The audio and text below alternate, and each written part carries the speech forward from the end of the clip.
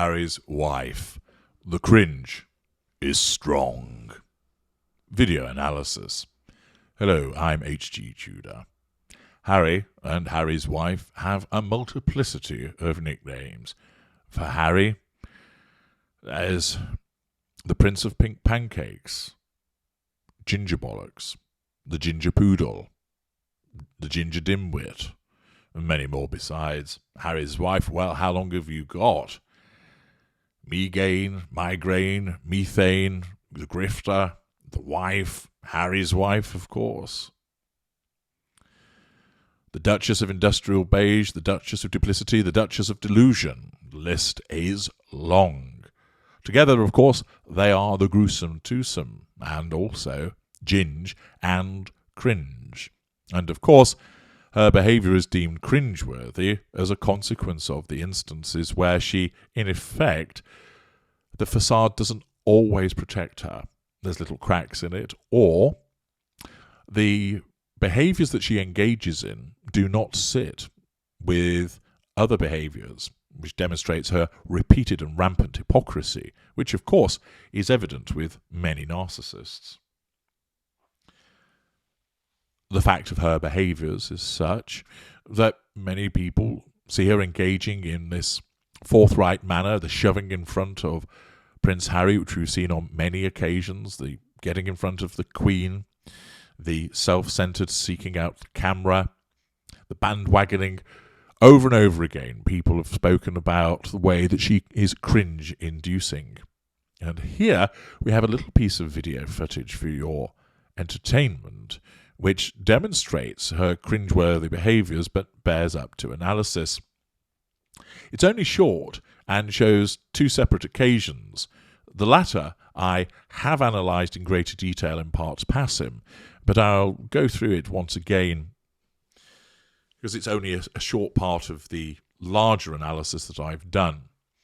But I'm going to show you the video footage, which is taken from two separate instances, and then tell you what you're actually seeing. Here we go. Last month, Harry warned the press to respect the privacy of his girlfriend, actor Meghan Markle. Meghan, the hottest girl in the US. Oh. The #1 show in the United States of America. Amazing. Thank you so much. I'm the luckiest girl in the world. Tremendous. I've had the best time in London. Fans are amazing. I've never been called love or darling more in my life, so it makes me want to stick around for a while. So for me, it's a lot of fun. Plus, I can borrow from her amazing closet, which, as a girl, I'm really pleased to be able to do. Amidst all of her human things that can perhaps... Who are you looking for? No one. Ruben is like looking over my shoulder to try to find somebody else. I'm just trying to make sure they're not wrapping me up. Let's see who might it be that's on their way. Who's this? That's Leslie. Is she here tonight? The video commences with Harry's wife not being noticed, that she is looking down and looking around, and then all of a sudden when she notices somebody, because they wave to her, which of course demonstrates that that particular appliance, be they tertiary or secondary in nature, their wave is a positive piece of fuel, so she receives that fuel from that individual, and it's a reasonable dollop because they're physically proximate to her. So she sees that person's look in their eyes, no doubt warm and friendly. They're smiling at her. There's the body language with the wave, and therefore there is a decent dollop of proximate fuel coming from either a low potency or moderate potency appliance. There's no issue with control. They've demonstrated that they are under control, and she's receiving that fuel. And therefore her narcissism causes her to respond by all of a sudden, and quite ridiculously, almost springing into life with that sort of secretarial shaking out your hair and taking off the glasses and, "Why, Miss Jones, you're beautiful" moment. It's completely exaggerated, but it is demonstrative of the way that she conducts herself and her behaviours, that she responds in this manner, the over-the-top, "Hello, darling," and immediately goes into that over-egging the pudding response. Her narcissism compels her to do that because she's powered by the fuel that she's received, and there's no threat to control. And rather than just give a gentle smile and a wave back, there has to be this exaggerated reaction of, "Oh, how thrilled I am to see you," which is generated, of course, by her narcissism. Of course, we also get the traditional brushing of the hair, is to say, look at my silken locks. Aren't I beautiful? Aren't I attractive?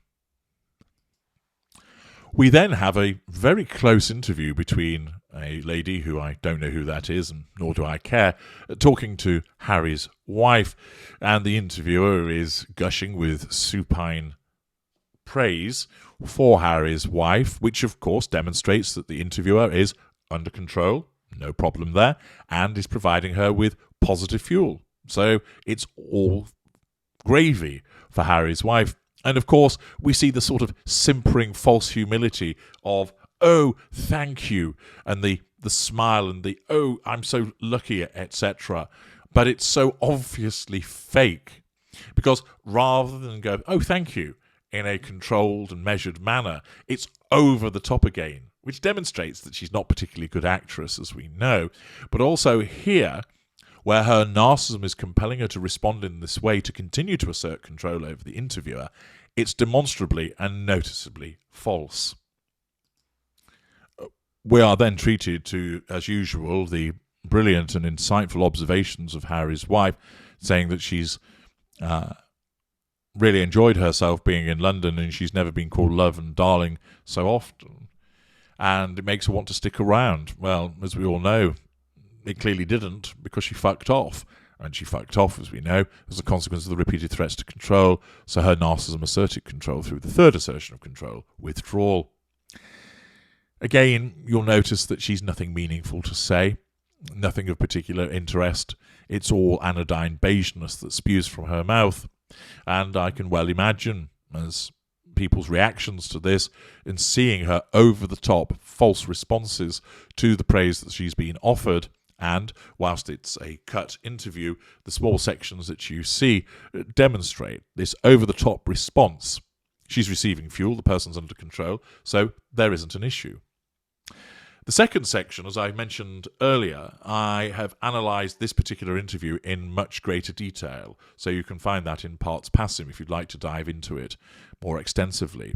Here, there is one particular section that had been identified by the compiler of the short clip to demonstrate the cringe-inducing behaviour of Harry's wife, and she's being interviewed at a red carpet premiere for a new season of Suits by a young gentleman who earlier on she'd been sort of making eyes at and had been being flirtatious with as she sought to assert control over him.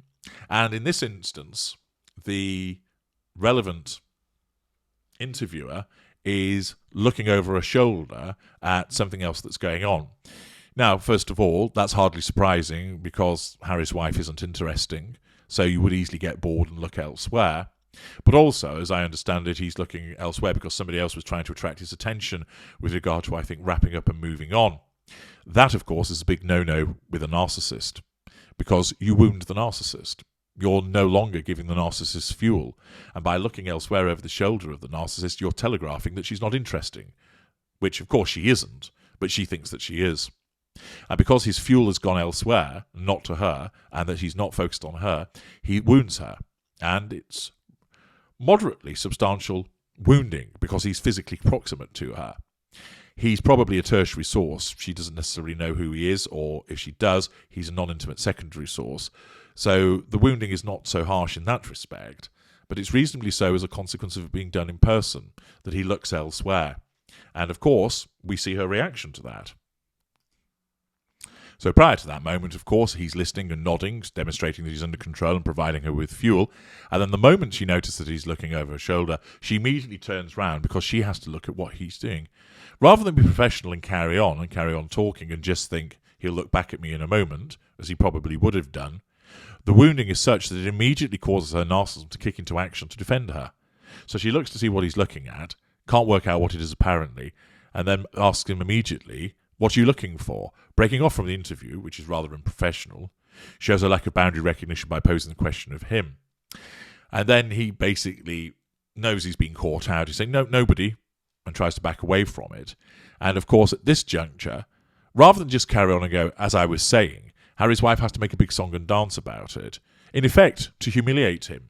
And she turns and directs herself as usual, finding the camera, of course pretty easy in this instance because it's right next to her, but stares straight into it and basically is triangulating Ruben, the interviewer, by telling everybody else what a naughty boy he is because he's looking over her shoulder. Now, of course, people have already seen that. But, of course, she needs to emphasise his transgression. And at the same time, notice her left hand comes up and is placed upon him. As usual, she asserts control physically, as is her wont. Ruben explains why he was looking elsewhere. However, she then takes his questioning cards away from him, also showing a lack of boundary recognition and a sense of entitlement, and starts to read them.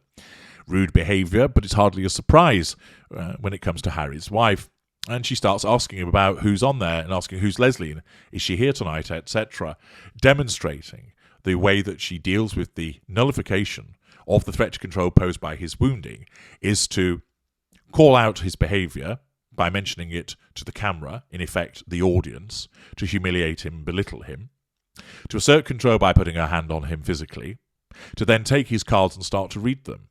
Again, making it all about her and undermining what he's trying to do because he, of course, had the audacity to briefly look over her shoulder while she was speaking. 2 cringe-inducing moments, but also useful for you to understand in terms of how her narcissism functions. I'm H.G. Tudor. Thank you for watching.